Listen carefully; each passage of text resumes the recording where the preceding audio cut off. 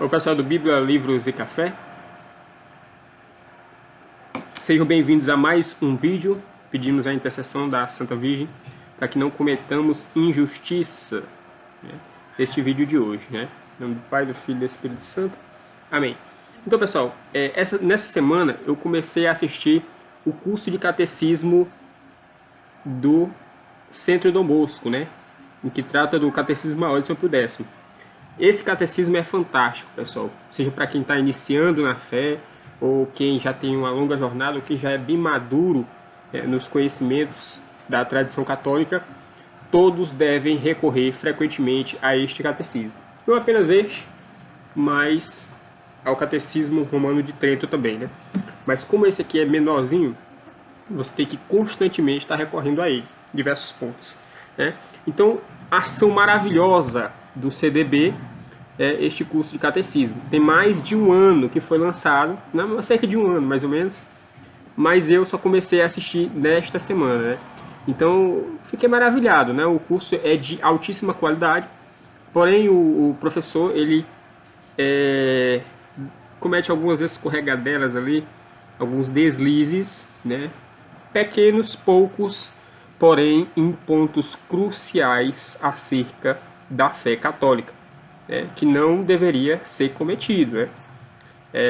Tudo bem, você numa exposição oral você vai cometer erros, mas teria que chegar alguém e dizer: professor, dá um toque no professor, para o professor se corrigir ali, aconteceu comigo já diversas vezes. É bom ter alguém para ajudar e dar um toque, Como eu não vi ninguém falando na internet, dando esses toques de correção, eu falei em grupos privados, de WhatsApp, e eu vou levar ao YouTube, que pode ajudar alguém. O intuito do vídeo não é criticar o curso do CDB, que o curso é maravilhoso, mas é corrigir pequenos pontos ali, porém pontos de importância vital à fé do católico. Então eu quero falar de 4 pontos, 3 deles são erros, e o quarto não é bem um erro, mas eu queria dar um complemento ali, outra interpretação, uma interpretação complementar ao que ele falou. Então, primeiro erro, quanto à doutrina da Trindade. Segundo erro, quanto à união hipostática. Terceiro erro, lá no Gênesis, que acerca de que ele falou que o homem, o trabalho para o homem é consequência do pecado. E o quarto que eu quero complementar, não é um erro, é que Jesus fala para Pedro, afasta-te de mim, Satanás, está traduzido assim, Então ele deu uma explicação ali, a explicação dele não está errada, mas eu quero dar um complemento ali, dar outra visão, Então vamos lá, pessoal. O primeiro ponto que eu quero tocar aqui é quanto à doutrina da Santíssima Trindade, O professor faz uma explicação maravilhosa, uma explicação bem tomista até, talvez inspirada aqui na Suma Teológica, porém ele comete um errinho, só que esse pequeno erro, é de importância capital, mas você vai pegar no pé de apenas um erro, um pequeno errinho, uma coisinha de nada. Pessoal, Concílio de Nicéia, a divindade de nosso Senhor Jesus Cristo foi definida ali no dogma por conta de uma letra, um iota. A discussão estava em torno de uma única letra para saber se Jesus seria da mesma substância do Pai ou seria de substância semelhante ao Pai. Então, uma única letra definiu que Jesus tem a mesma substância do Pai. Portanto, Jesus é Deus. Então, foi essa única letra que garantiu a vitória da sã doutrina contra a heresia do arianismo, Então, pequenos erros, é que a gente deve atentar e corrigi-los, A explicação foi maravilhosa, mas tem que alguém chegar lá e corrigir. Beleza. O que é a doutrina da Santíssima Trindade? Então, a doutrina da Santíssima Trindade é que nós temos um Deus uno e trino. Então vamos lá, para a gente entender a maravilhosa explicação que fez o professor e esse pequeno erro, porém crucial, que ele cometeu, a gente precisa se aprofundar no entendimento da doutrina da Trindade. Então a gente já sabe a definição da doutrina. É um Deus uno, ou seja, um único Deus, uma única essência, uma única natureza, porém 3 pessoas distintas. Então o que significa isso? E por que são apenas 3 pessoas distintas? Por que não é apenas uma pessoa em Deus, com natureza divina, Deus Pai?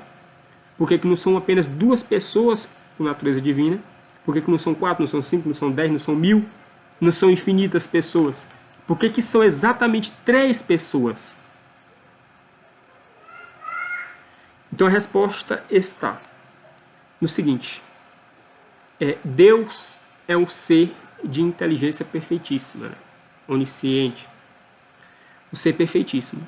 E ele, por um ato de amor, um ato da sua vontade amorosa, ele distribuiu a sua perfeição entre todos os seres do universo, mas ele não colocou a sua perfeição em apenas um ser, mas ele saiu distribuindo parte dessas perfeições por todos os seres da criação, né? E a alguns seres ele deu mais perfeição do que outros. Por exemplo, a pedra. Na pedra existe uma perfeição que é a existência, né?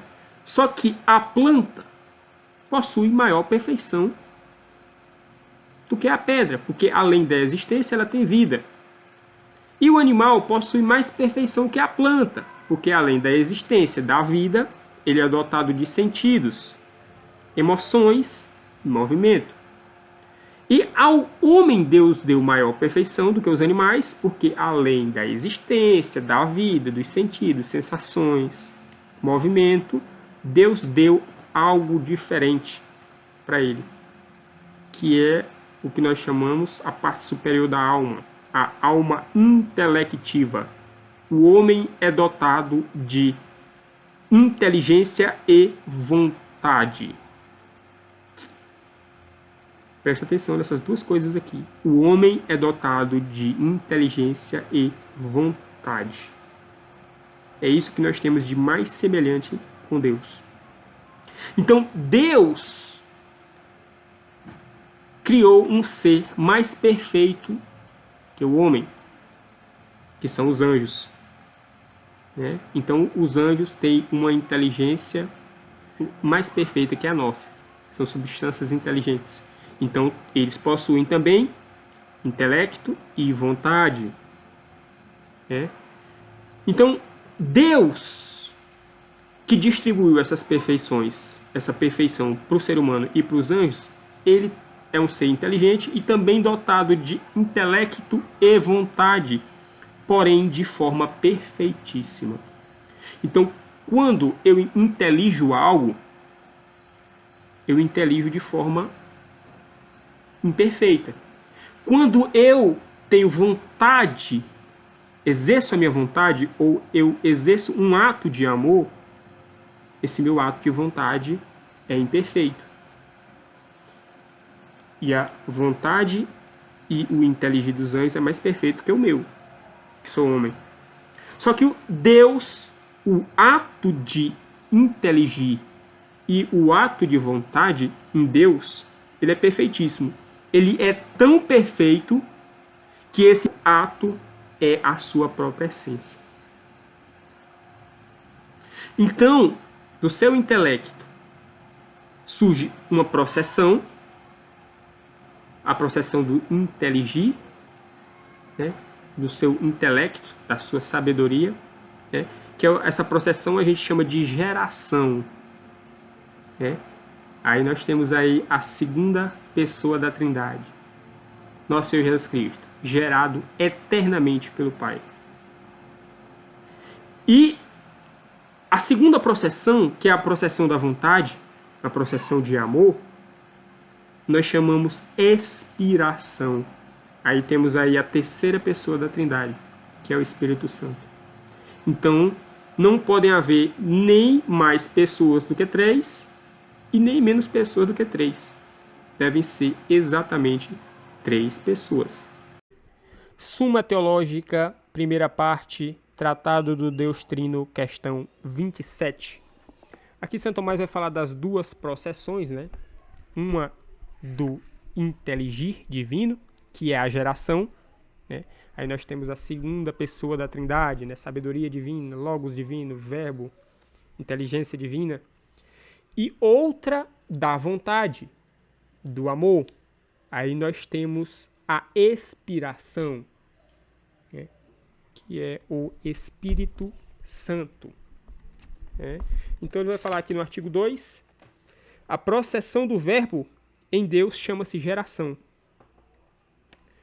E a processão do verbo em Deus chama-se geração, e o próprio verbo precedente se chama filho. Aí ele vai falar aqui da analogia entre o nosso inteligir imperfeito e o inteligir divino.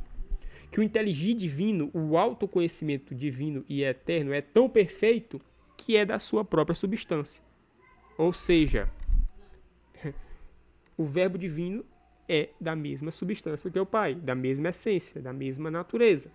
Então ele vai falar aqui, ó, o inteligir em nós não é a substância mesma do intelecto, em nós, seres humanos, por onde o nosso verbo, procedente da atividade intelectual, não é da mesma natureza que o ser de onde procede.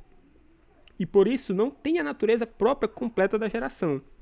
Ao contrário, o inteligir divino, em Deus agora, o inteligir divino é substância mesma do ser divino que intelige. O inteligir divino, nosso Senhor Jesus Cristo, Logos, é substância mesma do ser divino que intelige, ou seja, o Pai. Maravilhoso isso, não? Como vimos, por onde o verbo procede como subsistente na mesma natureza. E por isso propriamente se chama gerado e filho. Segunda pessoa da Trindade é o Filho e é gerado eternamente. Questão 27, artigo 3. Se em Deus há outra processão além da geração do verbo. Nós já vimos que existe a geração. Em Deus há duas processões, a do verbo e uma outra. Ou seja, a do ato de inteligir, que vem o verbo divino, nosso Senhor Jesus Cristo, e tem outra, que ele vai explicar agora. O que se evidencia considerando que em Deus a processão implica um ato que não tende a nenhum termo extrínseco. É um ato intrínseco de Deus. Né? O primeiro de autoconhecimento, como explica muito bem o professor, e o segundo de amor. Deus amou a si mesmo. Né? Aí ele vai falar, ninguém ama aquilo que não conhece. O professor vai falar, não nessa aula, mas em outra. Né? Então, para eu amar algo, primeiro preciso conhecê-lo. Então, por isso que o Espírito Santo tinha que vir depois, não numa sequência temporal, mas numa sequência lógica, porque Deus é eterno, não existe sucessão de tempo na eternidade, tudo é presente.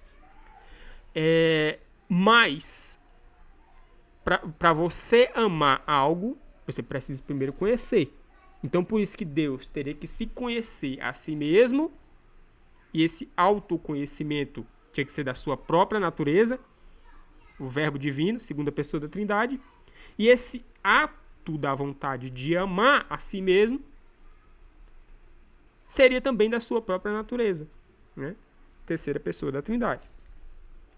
Em Deus há duas processões, a do verbo e uma outra, o que se evidencia considerando que em Deus a processão implica um ato que não tende para nenhum termo extrínseco, de para fora, mas permanece no próprio agente, é intrínseco a Deus. Ora, tal ato nos seres de natureza intelectual pertence ao intelecto e à vontade. Seres de natureza intelectual, né? Esse ato intrínseco pertence ao intelecto e à vontade. Ora, a processão do verbo implica no ato inteligível. Segundo, porém, o ato de vontade, há em nós uma outra processão, que é a do amor.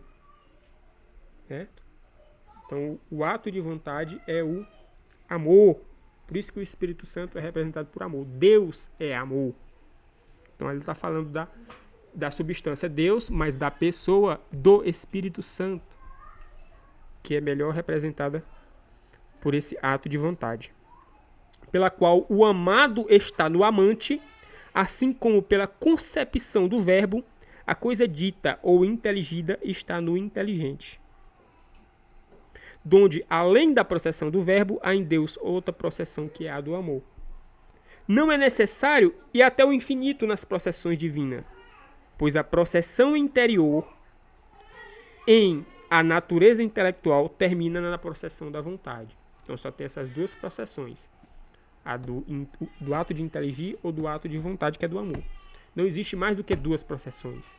Não há, portanto, processão do amor senão relativamente à processão do verbo, pois nada pode ser amado pela vontade sem ser concebido pelo intelecto. Você só pode amar algo se você conhecer, se você inteligir. Então existe uma sequência lógica para o amor. Como é que você vai amar algo que você não conhece? Então São Tomás de Aquino diz: não há, portanto, processão do amor, senão relativamente à processão do verbo, pois nada pode ser amado pela vontade sem ser concebido pelo intelecto. Então vamos assistir aí o trecho do vídeo e ver aí onde foi que o professor escorregou para a gente poder corrigir esse pequeno escorregão. Quando só existia Deus, nem o tempo existia. Quando nada existia, só existia Deus. E Deus, ao olhar, o que ele viu? Ele mesmo. Concorda? Se só havia ele, ele viu ele mesmo. Ele conheceu ele mesmo. Deus, Pai, quando conhece a si mesmo, vai gerar uma imagem como nós geramos da xícara. Só que diferente da nossa. A nossa é uma imagem morta, criada pela imaginação. Deus cria uma imagem viva. A imagem que Deus cria dele como imagem viva é o Filho. É ele mesmo. Porque se só existia ele só podia ver ele mesmo. Concorda? Não tinha mais nada. Ora, Deus é perfeitíssimo e é caridade, amor. O amor nada mais é que o conhecimento de um ser em relação ao outro. Se só existia Deus, Deus conheceu a ele mesmo, Deus vai se amar. E o amor entre o Pai e o Filho gera o Espírito Santo. Antes de existir qualquer coisa, o Pai conhece a si mesmo, gera o Filho, o amor entre o Pai, o Filho e o Espírito Santo. É a forma mais racional que existe. Então, pessoal, a aula do professor está maravilhosa. Só que ele comete dois pequenos errinhos aqui que são cruciais para a doutrina da Trindade. Então, com esses dois errinhos, ele destruiu, esfacelou toda a doutrina da Trindade. Por quê? Ele confunde o ato de inteligir de Deus com o ato de vontade. E a processão da geração com a processão da expiração. Então, se você confunde essas duas, se você comete esses dois erros, você não pode dizer que as pessoas da Santíssima Trindade tem que ser exatamente 3, né? Então, pode ser qualquer número.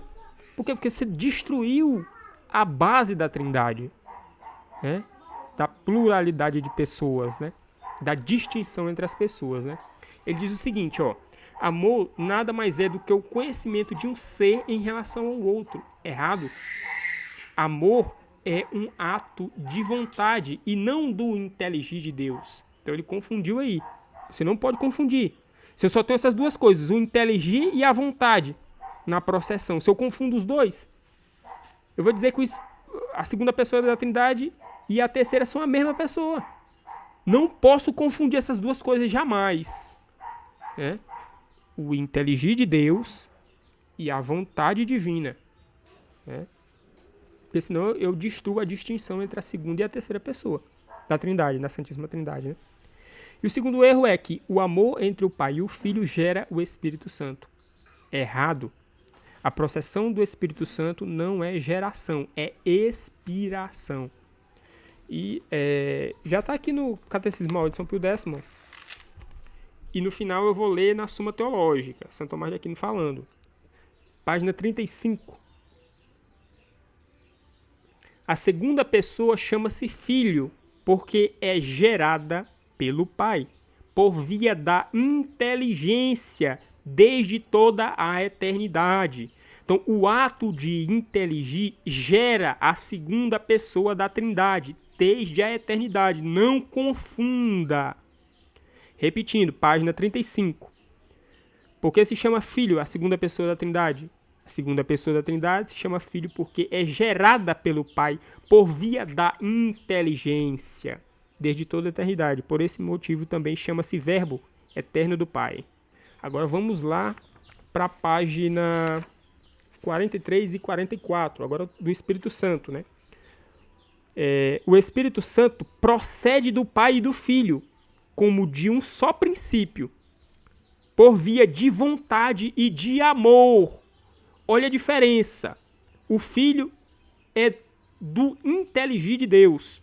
O Espírito Santo é de vontade e de amor. Página 43, isso aí. Agora vamos para a página 44. Diz-se que são eternas todas as três pessoas divinas, porque o Pai gerou o Filho desde toda a eternidade. E do Pai e do Filho procede o Espírito Santo, também desde toda a eternidade. Designa-se a terceira pessoa da Santíssima Trindade, particularmente com o nome de Espírito Santo, porque procede do Pai e do Filho por meio da expiração de amor. Expiração de amor e não geração. Não confunda inteligir, o ato de inteligir, com o ato de vontade divina. Não confunda geração com expiração, porque você destrói toda a base da Santíssima. Se só existia Deus, Deus conheceu a Ele mesmo, Deus vai se amar. E o amor entre o Pai e o Filho gera o Espírito Santo. Então, só para finalizar aqui a questão da Trindade, Suma Teológica, volume 1, primeira parte, questão 27, artigo 4.